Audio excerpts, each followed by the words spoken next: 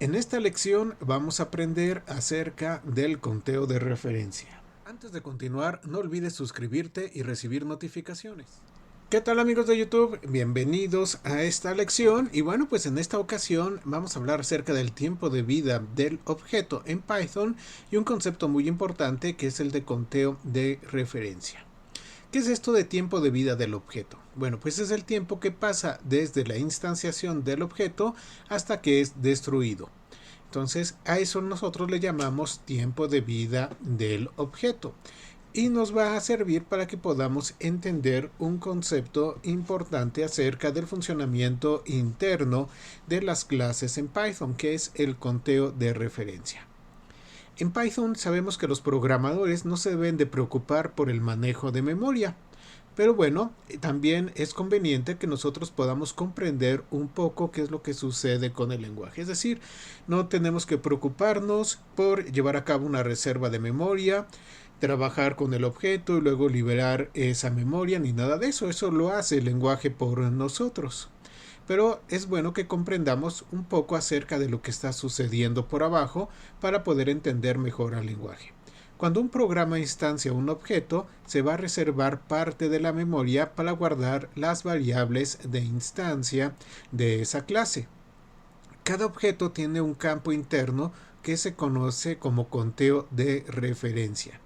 Este nos indica cuántas variables diferentes se refieren al mismo objeto, porque recuerden que nosotros tenemos la instancia como tal, el objeto, y podemos tener una variable que esté referenciada a ese objeto y luego tener otra variable que también se referencia al mismo y así sucesivamente. Entonces el conteo de referencia nos dice cuántas variables diferentes se están referenciando al mismo objeto.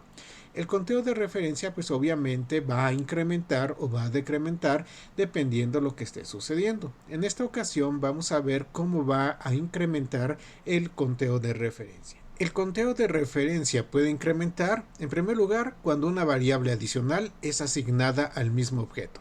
Es decir, digamos nosotros tenemos nuestro objeto 1 y hacemos algo como objeto 2 es igual a objeto 1. Entonces en este caso tenemos dos variables referenciadas a la misma instancia. Por lo tanto, se va a adicionar 1 en el conteo de referencia que nosotros tengamos a esa instancia. El otro caso es cuando un objeto se pasa a una función y la variable del parámetro local es referenciada al objeto. Por ejemplo, tenemos aquí mi función, objeto 1, pues obviamente mi función va a tener una variable que es la variable que nosotros tenemos para ese parámetro y esa variable va a quedar referenciada a esa instancia. Entonces, al momento en el cual se hace esa referencia a esa instancia, tenemos otra variable referenciándose hacia nuestro objeto. Por lo tanto, se incrementa el conteo de referencia. ¿Qué más? Bueno, pues cuando un objeto es colocado en un contenedor como una lista o un diccionario. Entonces, si yo tengo el objeto 1 y hago una lista, mi lista igual a lista de objeto 1, objeto 2, objeto 3, pues obviamente al quedar adentro de este contenedor que es una lista, pues tenemos todavía algo más referenciado hacia nuestro objeto y por lo tanto el conteo de referencia también se incrementa. Bueno, esto fue un poquito de teoría realmente. Vamos a verlo sobre la práctica para que quede mucho más claro. Para esto vamos a importar sys, que nos va a permitir obtener el conteo de referencia. Entonces vamos a llevar a cabo la importación y vamos a crear una clase muy sencilla. Va a ser la clase 1 que tiene su init y en el interior, bueno, pues vamos a tener el atributo X y el atributo Y.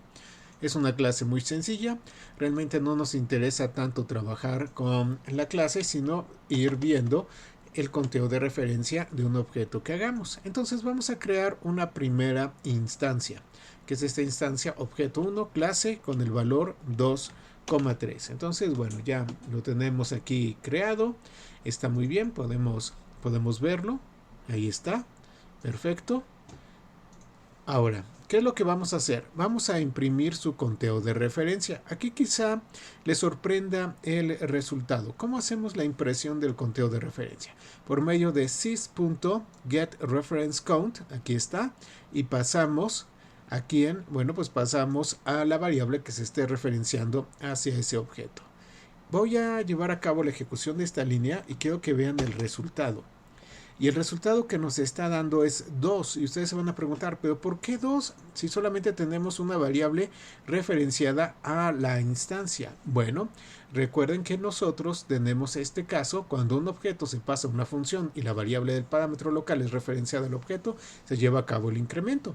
GetReferenceCount es una función y al estar pasando nuestro objeto, pues obviamente aquella variable que tenga como parámetro que recibe ese objeto queda referenciada y por eso tenemos 2. Ese es el motivo por el cual nos está dando 2 en lugar de 1.